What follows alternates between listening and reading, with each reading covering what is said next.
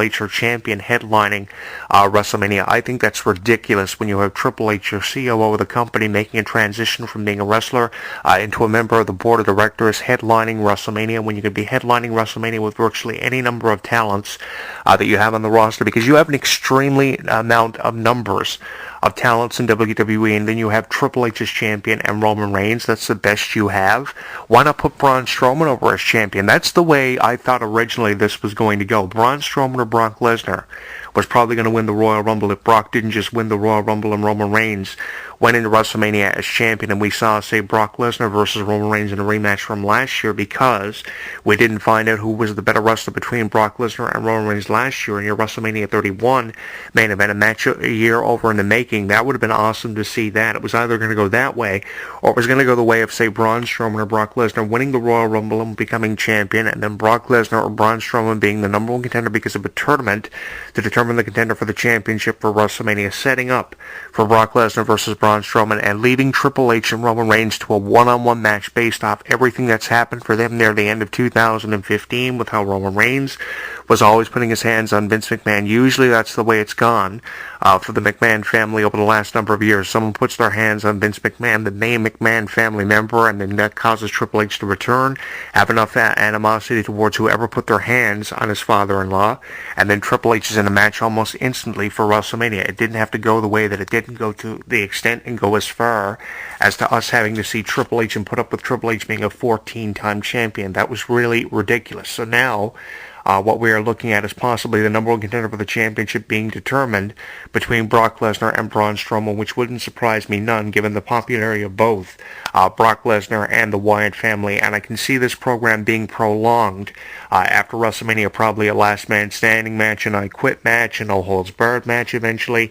And don't be surprised if there's a last minute stipulation actually put on this match between Brock Lesnar and Braun Strowman as we get closer to WrestleMania to make the match look a little bit more interesting, as we've seen done before for WrestleManias in the past, when we had matches that didn't seem to be very significant, and then all of a sudden they became a no-holds-barred match or a cage match or a first blood match, just to make the match more interesting and to heighten the excitement for the match, which is obviously what they're going to try to do when you're talking about a match like Brock Lesnar versus Braun Strowman, which has a great amount of psychology and can be a very unpredictable match, especially when you're trying to determine which one of these two could be the number one contender for the championship. And this is where we could see Braun Strowman really break out, because remember when he came into WWE at the midpoint of the last year in 2015 after SummerSlam, he showed up the night after SummerSlam in 2015, and he came in with so much hype, and this could be really where we see Braun Strowman really break through to the other side in WWE and really make his name noticed in WWE and have a presence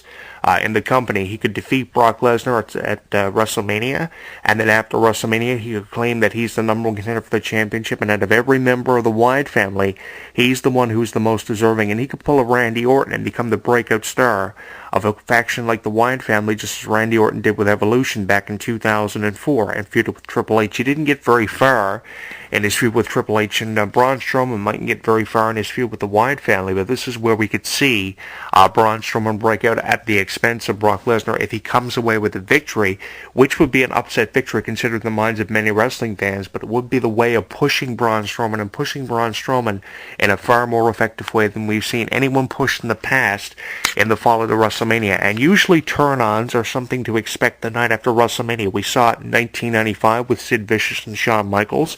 After Shawn Michaels actually lost a match to Diesel, we saw Sid turn on Shawn Michaels the night after WrestleMania, and Shawn was sidelined for a number of months before coming back to win the Intercontinental title and have his greatest Intercontinental Championship reign and one of the greatest championship reigns of his career in feuds with people like Sid Vicious, but that really pushed Shawn Michaels in a more promising direction, and we have seen stranger things happen, like CM Punk becoming a fan favorite in the fallouts of events like WrestleMania because of how John Cena and The Rock took the main event away from him. So we have seen stranger things happen, but given the track record of how people really break out and tend to do that over the years at WrestleMania in their fallouts, I think we could see the same thing for someone like Braun Strowman, which is obviously what this is hyping up to, which is obviously going to be something far more greater than what we're seeing for Braun Strowman right now.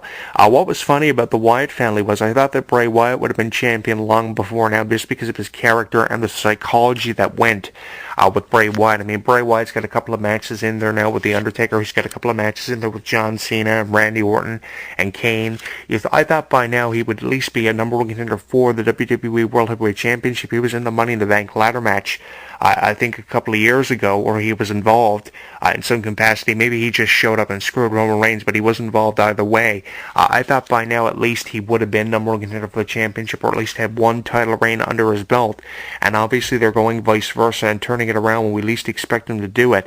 And they're pushing a Wyatt family member that you wouldn't expect for them to be pushing. Now you take a look at someone like Braun Strowman because of his size and his power and just his presence he's had in WWE ever since debuting there after SummerSlam last year. And you say, this is going to be the man. This is going to be the guy out of every Wyatt family member, from Luke Harper to Bray Wyatt to Eric Rowan, who is really going to be the one to break out. And obviously that's what we thought.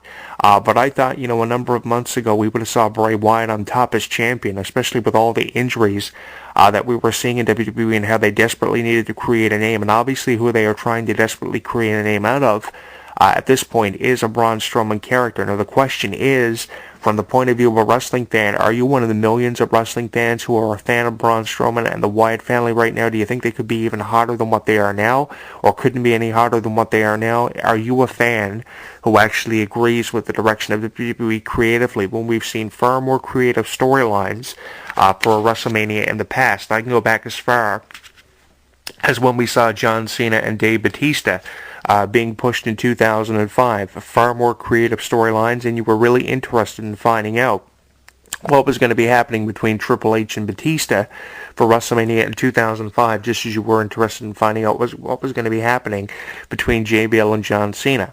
We have seen so many WrestleManias in the past where we have seen far more creative storylines, and I don't think this year is, the best creative storylines that we have seen, because we have seen far more creative and far more innovative storylines coming from the minds of WWE creative, and that's why I questioned the morality of WWE and if this is actually what's right for business, in the words of Triple H. Are matches like Braun Strowman and Brock Lesnar, or matches like The Rock and the Usos facing the New Day, what's best for the business at this point, or are they just acts of desperations? And I think that's what a lot of wrestling fans are choosing to look at this as, are acts of desperations on the part of WWE creative, because they realize, oh fuck, we're in a situation where we have all of these wrestlers on the DL, they're not coming back anytime soon. People like John Cena are missing WrestleMania. This is not where we want to be for WrestleMania 32, considering the venue, Dallas, Texas. So they're just kind of throwing matches together just for the sake of having a WrestleMania card.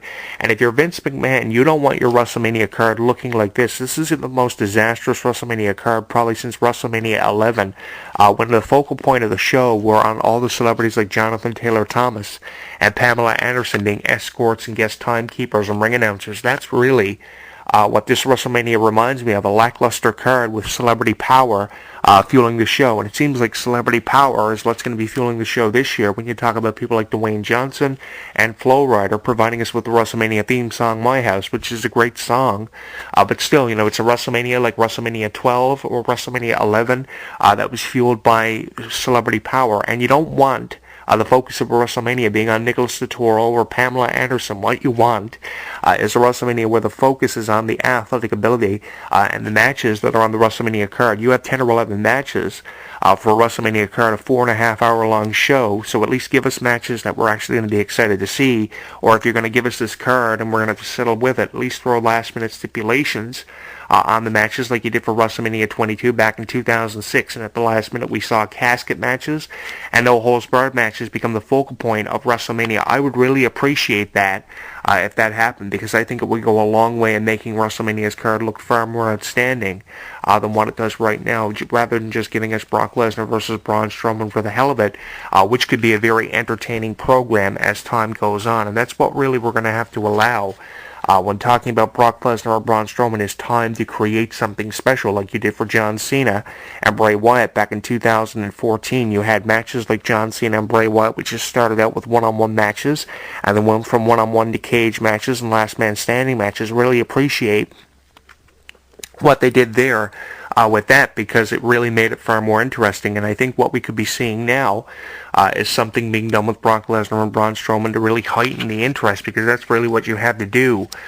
When you're a wrestling fan, you have to be interested in the product, and if you're not interested in the product, your purpose of actually watching this has been defeated ever before you actually ever discovered a purpose for watching it. And I'm not entertained. I am probably not the only one who feels this way about it. I'm just not entertained by what we're being offered as wrestling fans for this year's WrestleMania, because we have seen far more interesting shows and far more interesting concepts put together for events like WrestleMania in the past. Am I right or am I wrong in having said that?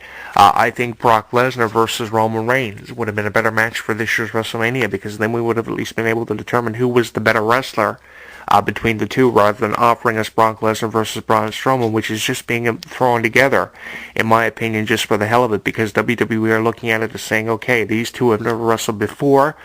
Wrestling fans have debated whether or not this match should have happened months ago, and finally we're giving it to them for the first time since Braun Strowman's arrival last August. And that was, an interesting conversation that was on social media. What would have ever happened if Brock Lesnar ever fought Braun Strowman? And now they are promoting Brock Lesnar versus Braun Strowman by having Brock Lesnar involved in this program with the Wyatt family, which is not really interesting, but it is something to offer us for WrestleMania. We've seen Brock Lesnar be involved with all these big names. It's really hard to get used to it.